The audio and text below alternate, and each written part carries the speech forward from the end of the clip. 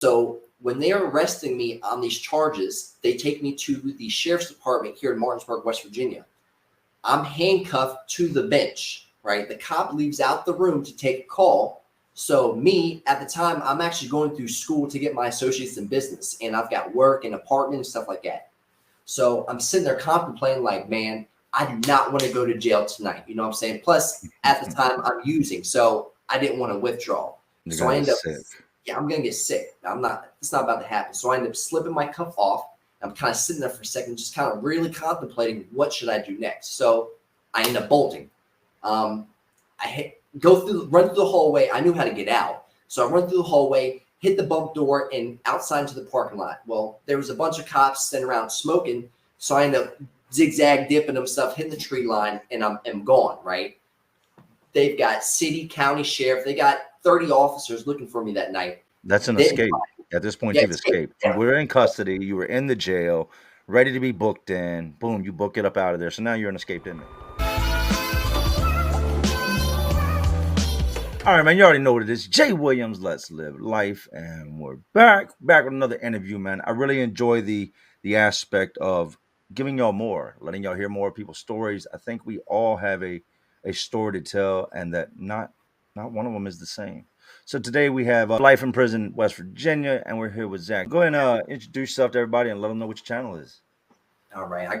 My name is Zach, and my channel is Life in Prison, West Virginia. Talk about the time that I did while in prison, along with getting out. And I do video chat interviews with inmates that's still locked up in prison, you know, whether it's for drugs, whatever it may be, just showing you really what it's actually like while being in prison. Because we can get out and we can tell our stories, but these guys are still in prison. So a lot of people, you know, they like seeing what's really going on in prison. Right out the gate, Life in Prison in West Virginia. You're from West Virginia, right? I'm currently living in West Virginia. I was born and raised in Maryland, which is like 20 minutes from me. I still currently work in Maryland, in Hagerstown. It's like an hour from Baltimore. But yeah, I live in West Virginia. It's a little bit cheaper living. So how old were you when you moved to West Virginia? I was like 11. Still went to school in Maryland, though. So we drove every day down to Columbia, Maryland, near DC and stuff. So I went to private school. Okay, so there's a stigma that comes along with West Virginia. West Virginia is known to, a lot of people would say, is a racist place. It's a place where there's a lot of white people. You're clearly not just a white guy. What's your ethnicity? So my biological mom was white and my dad was black, so I'm mixed. So you're just mixed. Yeah. How was life for Zach, 11, 12 years old? What was life like for you in West Virginia? So I was adopted when I was 3 by an older white couple. Went to private school. Never lived in the hood or anything like that. Went to private school, lived in the subdivision. So I had a nice childhood, you know, never got locked up. You know, some people, they end up getting locked up in juvie and stuff. I never got in trouble as a kid. So I had a good childhood, I'm not gonna lie.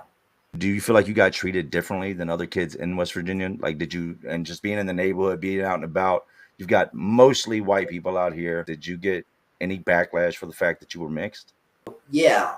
My parents used to get a lot of grief since they adopted a little black child. My neighborhood wasn't bad because there was another black family in the neighborhood. Other than that, no one else. Outside of the neighborhood, we kind of lived closer to the mountains and stuff. So that school was, yeah, there wasn't many black people there. And it's Hedgesville High School, for anybody that knows.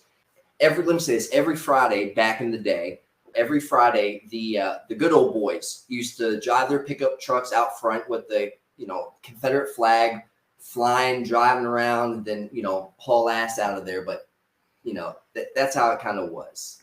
So you had a normal childhood, you know, normal parents, just normal upbringing. What turned you to crime? Did you start getting in trouble? I just turned 18, right? What kind of started it was end up getting kicked out of private school and then going to public school. Well, one of my buddies I was given a ride to school with one morning, I used to take Adderalls. I used to take 2 XR30s a day, right? So I didn't take them for years because they made me feel bad. I just didn't like taking them, but I kept getting them from the doctor for years and years. So I had thousands of these things saved up. No, you're the plug. You don't even know it yet.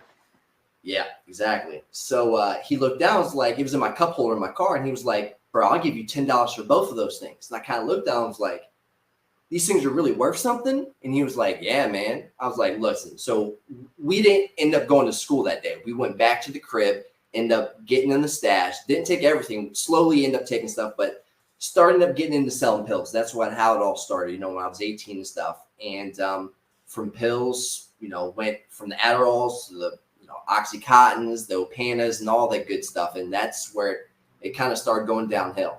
Are you just selling, or had you started dibbling and dabbling? At first, I was just selling it. You know, I didn't do anything. I didn't start doing it till I was about 20, 21 years old is when I actually started doing pills and stuff. And that's where it kind of really went downhill. And Walk me through your the first time you were arrested. all right, so the first time I was ever arrested, it was at my parents' house. Me and my dad got into an altercation, right? So he tried pinning me against the wall, so I ended up turning around and pinning him against the wall. So my brother-in-law ended up calling the cops. They rushed over there, guns drawn. It was nothing like that. That was it. You know what I'm saying? Mhm. So rushed over, got arrested. They charged me with domestic. I was in jail for like 8 hours. My parents ended up bonding me out. I didn't even go to the back. They stayed in booking, and you know, was there for like 8 hours. They ended up bonding me out, and those charges got dropped, so that never even came up on the record. But that was the first time. July of 2007, right when I turned 18, that's when I started getting in trouble and actually started getting locked up and going to jail. What happens next? Maybe half a year later on, end up getting in trouble for taking my grandparents' credit card, bank card, right, and get like $200 off of it. So receiving stolen property. Got arrested, did like 2 weeks after that for that, got bonded out. They gave me probation, made it another 6 months, then ended up catching a daytime burglary with grand larceny. Me and some buddies end up going into someone's house we knew wasn't home during the day, took their stuff, ended up getting ratted on because the cops didn't know who I was. They knew who the person was that I was with. So they ended up turning me over, ended up getting a year in jail for that. So I had to do, in our regional jail, if you get a year misdemeanor time, you do half that. So you do like 7.5, 8 months if you work your time off. So from 2008 going into 2009, I ended up getting that year, you know, year sentence in the regional. After that, I was good until 2011 when I finally ended up getting shipped off to prison. So I'd been in jail here and there a couple times, you know what I'm saying? But prison, that wasn't until later on. Did the pills lead to an addiction? With me, Yeah. I started off, you know, I started early selling everything, but pills would be like my love. Like I fell in love with the fact that I could pop some pills and escape reality. And it seemed Yep. like the more I took them, the higher my tolerance went. So I was that guy that could eat a whole handful of V-cut volumes, footballs, whatever, and just, you know, be a little slurry, but still be Yeah. walking around. They led So you into addiction. Did you just stick to the pills? So I started with the pills, you know, for a couple years I was just selling them. I'm not gonna lie, it was bank because you'd end up starting people out because they start buying fives, tens, then 30s or pandas, and then once you got to a point, next comes heroin. So that's exactly what happened with me. It was a couple years I was doing pills, and it got to the point I was like, you know, I'm doing more than what I should be. You know what I'm saying? I'm blowing $200-300 a day on pills just myself, along with selling them. So I end up, you know, then turning to dope, and you know, went down that route for about 7 months before I ended up getting locked up. After the pills came dope. So what led you to prison? Would it be your addiction that led you to prison? Walk me through what led you to prison. Still selling pills at the time. This is 2011. So my buddy, long story short, he's going to WVU, had a full ride. His parents are millionaires, right? They end up cutting him off because he was partying too much. I used to go up there and sell pills to all his little buddies up there, you know, get them for $5-10, you know, down this way, and go up there and sell for 40, 45, And tax $50. them, right? Tax them, they're paying it. So I ended up floating him a script of Roxy 30, so 120 of them. So I gave him to him, I was like, look, just give me $1,200 back whenever you get it, right? So I know they'll be gone within a day. I know this because I've done it before. He started selling them, then started doing them, and then ended up doing the rest of them. Then the money that he made, he went and bought more. He told me that he got robbed. Someone robbed him, blah, blah. I'm like, all right, it is what it is. I know how it is. I've been robbed gunpoint before. It is what it is. Take the L, right? Take the L. There's nothing you can do. So his girl ended up throwing him under the bus, was like, look, don't front him no more of those. He got addicted to them. So I was like, all right, I didn't say nothing to him. Like I said, his parents had money. He was throwing this party when he was back from college one weekend. and I was already in the house, right? So they have this massive music room. What ended up happening is he'd always brag about this guitar that he had, right? It was a 1957 Gibson Les Paul Custom VOS with a pearl neck and gold this and gold that, whatever, right? So I took it thinking it was his. All right, well, this is mine now, right? It wasn't his. It was his dad's. He lied about it. So, Sounds like boom, a very expensive guitar. $15,000 is what insurance 15,000. priced it What the at, right? fuck? I didn't sell it, so I still had it, right? I took it. I Mhm. didn't do anything with it. So when I found out it wasn't his, it was his dad's, I ended up taking it back because his parents had taken me on vacations and trips and stuff. So I felt bad. Did all this that night at the party. They're throwing a party. You see the opportunity to snatch a guitar. You snatch a guitar, probably go put it in the car, return back to the party like nothing's going on. Yep. They notice the guitar is missing, call the police. Yep. So they call the cops. Someone ended up saying that they saw me with the thing, right? They saw me go out to my car with something black, right? I end up feeling bad giving it back. So I get grand larceny and entering without breaking. Since I was already in the dwelling, I didn't have to break in. So when they are arresting me on these charges, they take me to the sheriff's department here in Martinsburg, West Virginia. I'm handcuffed to the bench, right? The cop leaves out the room to take a call. So me, at the time, I'm actually going through school to get my associates in business, and I've got work and apartment and stuff like that. I'm sitting there contemplating like, man, I do not want to go to jail tonight. You know what I'm saying? Plus, at the time, I'm using, so I didn't want to withdraw. You're So I gonna end get up, sick. yeah, I'm gonna get sick. It's not about to happen. So I end up slipping my cuff off. I end up bolting. So I run through the hallway, hit the bump door, and outside into the parking lot. Well, there was a bunch of cops sitting around smoking, so I end up zigzag dipping them stuff, hitting the tree line, and I'm gone, right? They've got city, county sheriff. They got 30 officers looking for me that night. You're in custody. You were in the jail, ready to be booked in. Boom, you book it up out of there. So now you're an escaped inmate. Yep. So 2.5 weeks later, I'm on the run. Didn't go back to my apartment. Didn't go back to work. I'm slinging pills at my buddy's sister's house, right? So you stayed local. Get out of state. I know. I didn't. I had money, but I didn't have that type of money. You know what I'm Probably a saying? good thing you didn't. I've done that, and then you have to go through the whole extradition process of Getting shit back coming over. back home, and it's a long process. So it's probably Yeah. best you stay local. So you're in town, just continuing what you usually would do. Yeah. And so my buddy's sister's house I'm staying at, his parents lived across the street from my parents. So we grew up together. The parents knew I was over there, ended up calling the cops. They found me. 2.5 weeks later, they come in, dogs, they wreck me. Like they wreck me. You know what I'm saying? I done ran on them. You made them look bad, man. You embarrassed them. I made them look real bad. They didn't like that too They'll much. whoop So your ass when they catch you, man. with the quickness, and with that felony charge, altogether with 2 1-to-10s and then 1-to-5, they ran them all concurrent. They gave me a 1-to-10, so get a 5-year sentence. With that escape, they made me a higher classification. So the whole time I was in prison, I was level 5. Luckily, I was single cell because of that reason. Because in West Virginia, here state-wise, maximum security, if you're level 5, regardless if it's for behavior, escape, gang, or a murder charge, you're doing life without, those are the guys that get the single cell. So the only thing good about having a higher classification was I didn't have to cell with anybody for a majority of my whole ride. That's a dream come true, man. I mean, I'm sure it could get lonely at times Yeah. because there's nobody to talk to. You're just, I don't know if y'all have TVs. Xboxes, TVs. What? Y'all had Xboxes? Xbox 360 and the PS2 with a little, you can get a 12 or 15-inch screen TV, a little flat screen TV.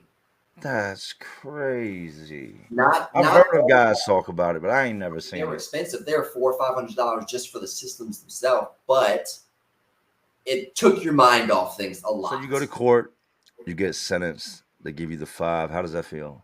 5 years in my head, I'm like, well, you can come up for parole in 1 year. Mm-hmm. At the time, I was like, well, that's a year. I've done that before, you know what I'm saying? But I was still sick. Don't get me wrong. I cried like my parents.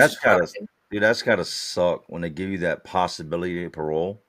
Because then every year, I've seen it 1,000 times. The guys get on the phone and they're like, man, I'm gonna get parole this year. I know, baby, I'm gonna be home this July. I'm telling you, I'm gonna get up out of here this July. And then parole rolls around and they're waiting on the decision and it comes back, they get turned down. So you're parole eligible, so you have to go up every year just to get turned down. Yep. Yeah. So you get into the system. What do you get into once you get into prison? Some guys, everybody gets into something different. I worked maintenance. I tattooed. I was very athletic. I lifted weights. What did you find yourself doing once you made it to prison? How I spent my time was either working, getting a job, or goofing off, man. Like a majority, everyone that's ever did time with me that watches my videos and stuff, y'all know I goof off. I'm gonna do what I want to do. Now, I'm not talking about dummy mission type stuff, but I'm gonna have fun. You know what I'm saying? I see too many serious dudes that got less time than I do moping around. Like, I'm just not that type of guy. And so I'm Hmm. gonna be laughing, joking around. Now, there's a time and a place where you need to be serious, it's not just all fun and games, because we are grown ass adults in Hmm. prison with dudes that are never going home. So they're, and having a smaller sentence, a little 1 to 10, around dudes with 40, 50, 1,000 years, there's certain things you do and don't do around certain dudes. You know what I'm saying? Okay, we had talked briefly about the DMI thing. And for y'all that don't know what DMI is, it's Dead Man Incorporated. You break a huge misconception, a big stigma when it comes to DMI. People at one point had tried to say, "Oh, DMI is a white gang, or it's a racist gang," or they would try to attach it to just being white guys. Well, you clearly are not just a white guy. How did you come to be a part of DMI? Martinsburg is an hour away from Baltimore. So before I went to prison, a lot of the dudes that I would deal with were DMI, were dogs. So going down to Baltimore, you copping heroin, you copping dope, you copping it from a dog, right? So So it started in the streets. You it you knew started of in the these street. guys prior to you Yeah, knew of DMI prior to going to prison. So it yeah, wasn't like you got in prison and found out about DMI. You dealt with them on a personal level in the streets.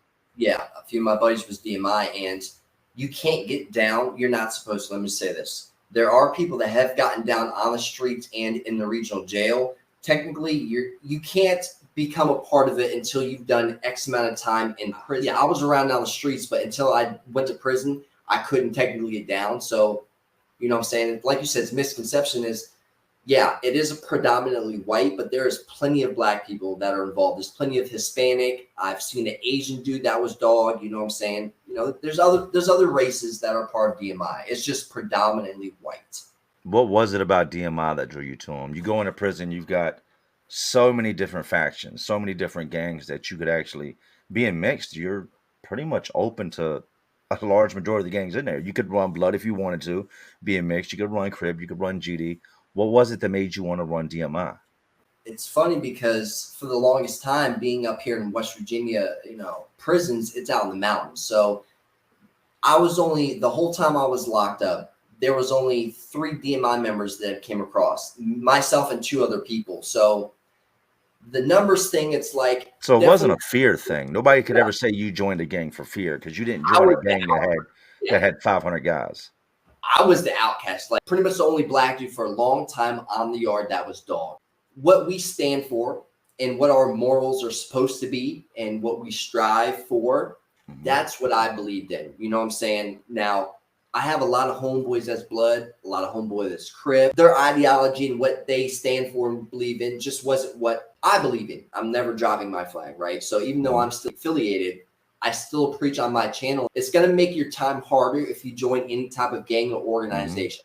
You're going to get more time. You're going to be put in situations that if you weren't opposed to it, you wouldn't be put in. Now, riding solo is the easiest way to go because you will have to put in work. I Hmm. promise you that. So how was time in West Virginia? Everybody knows how time is if you do it in Cali. You wouldn't have to ask somebody, well, how was time in California? You wouldn't have to ask somebody, how was time in Florida? We all Yeah. hear that with YouTube. There's so many channels out of, especially like Virginia. You already know what to expect because you hear about it so much. How was doing time in West Virginia, man? What is life in prison like in West Virginia? West Virginia, state-wise, maximum security, it's a lot more lax than what a lot of these other states are, California or even Texas.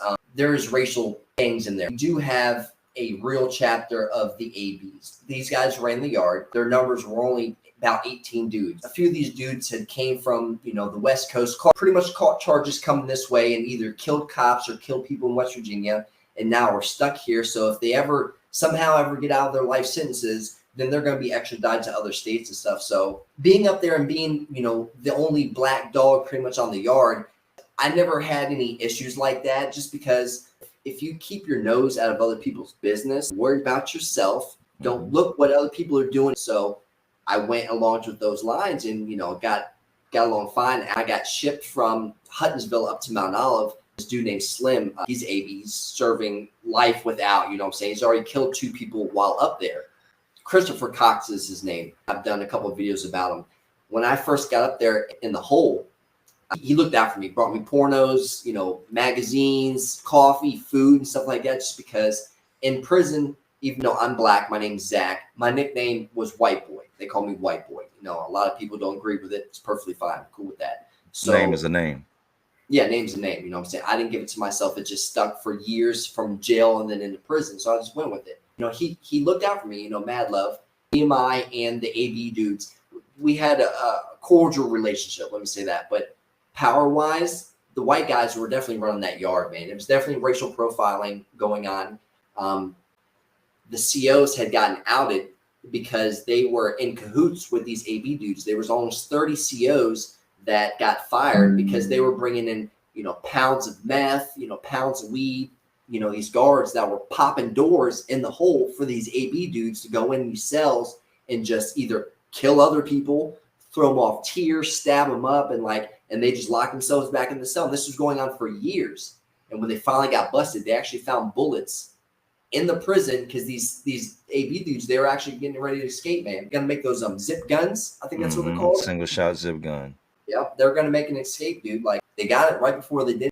Let me say this: there's guys. It's called the QOL program, Quality of Life, and there's guys back there that will never get out of the hole. They've either killed multiple cops and COs, and they're gonna spend the rest of their days back there in the hole. So they have programs where you go back there for at least 18 months if you get the program, and then they might let you out in the yard. People are getting killed every other month up there. And it's mostly baby rapers, honestly. And it's all these AB dudes that are taking people out, man. Like I said, they had the power. The COs were on their team, man. It was crazy, dude. Like, it was crazy. I've seen a lot of crazy things throughout my life and throughout my time in prison. What would you say was the craziest thing you saw while locked up? So I just got up to Mount Olive. I hit the yard. I was on the yard for 3 days. There was this baby raper. He ended up talking smack, saying some disrespectful stuff to somebody he shouldn't be talking to. The guy that the baby raper ended up saying something to was actually getting ready to get out in a couple years. Well, there's this guy named Trooper, AB. His name's Trooper because he ended up killing a cop on the streets. So he went by Trooper, right? So Trooper was like, look, I got this one, right? So I'm up on the pod, and Mount Olive set up where you have to leave your unit to go outside to do anything, to go to chow, to go to the library, to go to the rec room, whatever. Like everything's outside. So the dorms are all set up here, and then you've got administration, everything else. You So got different buildings throughout. yeah, you have to go outside. So the weight pile is in the center, and it actually has a barbed wire fence around the weight pile. So you have to go in an old school turnstile door to get in and out. It's one way in and one way out. So the baby is doing squats on the weight pile, right? He's got a spotter behind him. He's not paying attention. So Trooper ends up coming up behind him with a sword. They had swords in there, and tapped Spider on the shoulder, told him to move out the way. He ended up getting dude almost 20 times from the torso up. What he was trying to do, he said after the fact, was he was wanting to take his head off because he wanted to come off the weight pile with it as a trophy. So I hear, oh my God, he's getting hit. So I turn around, look outside, and on the weight pile, you just see it's just blood everywhere. And Troopers walking off the weight pile like nothing happened. And you've got the sirens going. It went on for like 5 minutes, dude. You know what I'm saying? Like no one was doing anything. COs come running, they cuff them up and take them. But that was the craziest thing I've seen. They're just as shocked as everybody else. That takes place. Even the guards, it's like time freezes. Everybody kind of stops. Like what do you do? It's not something that you're used to seeing every day. Is somebody that display of violence, somebody trying to take somebody's life, somebody getting their life taken. That amount of blood is just it's a traumatizing and pausing moment when you see it. So you made it out. Clearly you made it out because here you are. You've done a lot, man, which I'm very impressed with since you came out. So we'll start at the beginning of that. You were released. What did you do upon release? Where did you go? What were your plans like once you came out? So ended up going back to my parents' house when I got released. In my head, I knew I was going to work in a factory just because money wise, they made good money and they would hire you being a felon, right? Get out, work in a factory for a couple months, end up getting fired after like 3 months, right? I was on break. I'm on my phone, like in the break area in this big factory. So this lady is on the forklift, driving by. She stops, is like, hey, you're not supposed to be on your phone. I'm like, I'm on my break. She was like, did you effing clock out? I don't know who this lady is. I've never seen her before. So I end up getting smart with her back, end up cussing back out. 20 minutes later, I get pulled up to HR and they're like, you talk crazy to a manager. I was like, explain to him, like, I'll run the cameras back. I'm on my phone, on my break. Literally, I'm on break. So since she had seniority, it didn't matter. They ended up giving me the boot, man. After that, I was like, look, I'm really going to focus on me. Where did you go from there? After that, I ended up building roof trusses for, about a year or so. I was there for a little over a year. And there's a lot of gentlemen that were in their late 40s and 50s that were making great money, but every day I always hear them talk about how their backs messed up, their legs and stuff. Right. So I'm like, do I want to keep doing this? Like, I physically can for now, but what about later? I might want to go into something that I can stay clean. I'm in a controlled environment space. I love talking to people. I feel like it's easy to conversate with individuals, and I like to try to help people to the best of my ability if I can. So that was the decision I made. I was like, I'm about to try to get into the medical field, going back to school and obtaining my medical degree, and I'm still pursuing that as today. When you think of convicted felons, you think of, like we said, we think of construction workers. We think of maybe the guy that works at the gas station, or the guy you see on the roof, or the guy that's maybe got a lawn care service or something. You don't think of people going into the medical field after being a convicted felon. I got my medical degree back in 2018. So I've been working at the urgent care, in an urgent care / hospital setting. I'm not gonna lie, I love it. Walk me through a day in your life, like, because people, they just don't envision that you can do this. Like, they just don't. They think that we have this big F. You know what I mean? Like, yeah, your report card's got an F on it. Once you're a convicted felon, it's almost like you've been branded. Like, you got that big Oh F yeah, on you for the rest of your life. You work in the medical field. Walk me through a day in your life. What does a day at work for you consist of? 8:30 to 8:30 to get a 12-hour shift. I normally get in about 40 minutes early before anyone else because I like setting myself up, getting ready. So I'm going to be the nurse that's pulling you back, getting your vitals, getting the description, figuring out what's wrong with you when everything started. If you need any type of injections, I'm the one to go ahead and do that. If you need any blood drawing, phlebotomy, I'm the one to do that. We do all the testing, everything pretty much leading up for the doctor to come in and then, diagnose you with whatever and then get you on your way. It's fun. It's always different though. That's why I enjoy it, because you You always get never know something. what's going to walk through the door. Exactly. To stay clean, it's a controlled environment. I'm not hot. I'm not cold. The only time I get stuff on me is if someone squirts blood or someone throws up on me, which is rarely. So I get to stay clean, wear clean shoes, and you know what I mean. It's nice. It's a big change opposed to doing manual labor. Plus, it's good money. Do your coworkers, do the people you work with, do they know about the YouTube? They know about your criminal background? Yeah. So there's a few that know. A majority don't. You know what I'm saying? That's not Mhm. something I bring up and be like, hey, I'm a convicted felon, because, yeah, there's a lot of judgmental people there. Patients may love you, but sometimes if they know that you have a felony, it's, well, are you qualified? Or, well, what happened? Like, it's, for some reason, people associate prison with scum and stuff like that. Their mind No, goes to the worst possible place worst, instantly. worst Right. possible thing. You know what I'm saying? And technically, I guess you could say, the stereotypical black man. I guess I went to prison, got tattoos, I'm in a gang, but talking to me, if you were to come to my urgent care and I were to pull you back, I would you're never not know. gonna get that vibe. You're not going to get that vibe. It's Yeah, I not would because never I'm trying know. to I act. think it's awesome. And one thing I picked up off of your story is that I tell people all this, this all the time. We don't have to be defined by our past. You Absolutely not. clearly, you made a mistake. You went down the wrong road, and you didn't let that be your book. You didn't let that make the outcome of your life. You got out, and you continued to follow your dreams. You continued to go after and do what you wanted to do. What's next for you? What's next for Zach?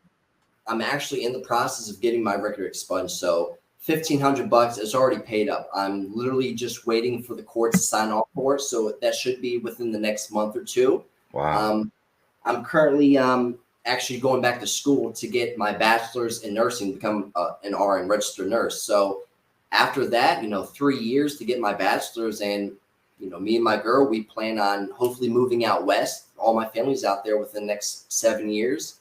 I plan on staying in nursing, and I continue to keep wanting to do YouTube. Just like I said, trying to help those who actually want to listen. We've all got different stories, different walks of life. Don't judge a book by its cover. You're only hurting yourself. Absolutely, man. To anybody watching that's going down that wrong road, to that young Zach, to that kid out there that thinks he can just get away with doing this and doing that, what would you say to them? At the end of the day, if you work hard and you want more for yourself, it may take time.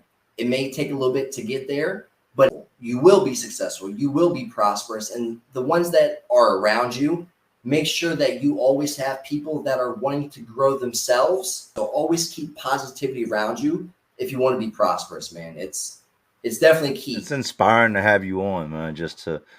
I think what a lot of people are going to get from this video is that you can still go on to be somebody after prison. So, Absolutely. where can everybody find you at, man? Let everybody know how to find you and get in touch with you.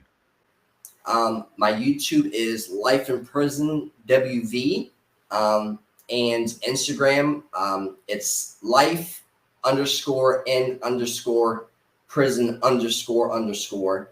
Like I said, I do videos about myself, things that I've done in prison and seen while out, along with doing interviews with people that have, gotten out of prison and tell their stories, along with individuals that's still serving time in prison. Because at the end of the day, if I can help those that are still in, just Right. every time I do an interview with anybody, regardless if it's in there or out here, I always give them money. You know what I mean? So if you're taking the time out of your day to tell the story, if I can monetize off that, regardless if I make whatever it is or not, I'm still going to look out for you. So I'm just trying to help those dudes that's still in there that may either get out or may not get out. You know what I mean? We've all got a story, and someone out there will definitely take something from your story if they just choose to listen.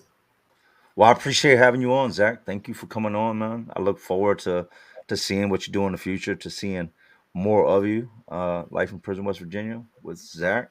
Always, y'all know what I'm doing. Just trying to keep y'all entertained. Are you not entertained? And like always, this is Jay Williams. Let's live life. To all my real ones, and also real ones watching, because y'all still watching me. And y'all know how we do. We Salute. out.